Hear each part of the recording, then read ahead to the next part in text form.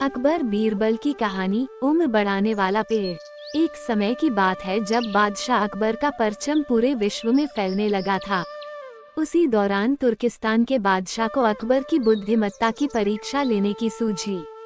तुर्किस्तान के बादशाह ने अपने दूत को संदेश पत्र देकर कुछ सिपाहियों के साथ दिल्ली रवाना किया।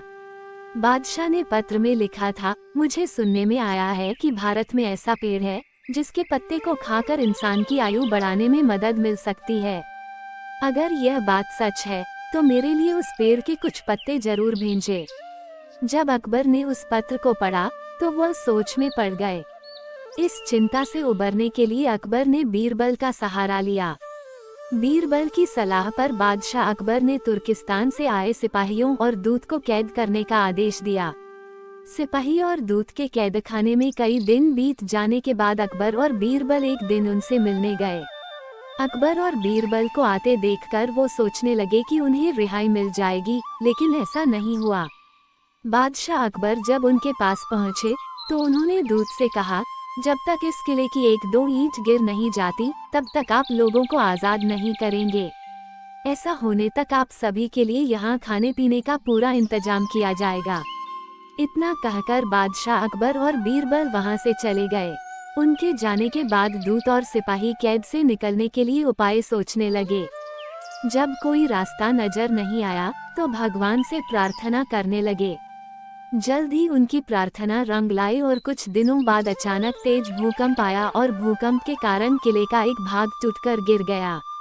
ये घटना के बाद दूत ने अकबर के पास किले की दीवार गिरने की खबर भिजवाई। ये खबर सुनते ही बादशाह अकबर को अपना वादा याद आया और उन्होंने तुर्किस्तान के दूत व सिपाहियों को दरबार में प्रस्तुत होने का आदेश दिया।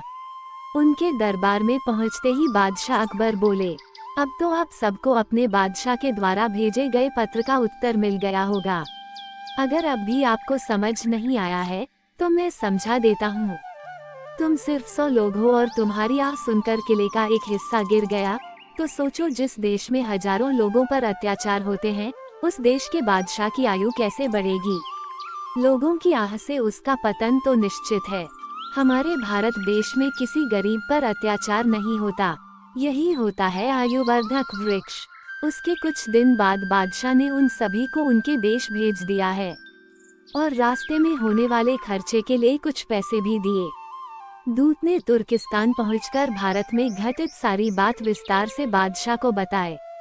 अकबर बीरबल की बुद्धिमत्ता देखकर तुर्किस्तान के बादशाह ने दरबार में उनकी बहुत प्रशंसा की।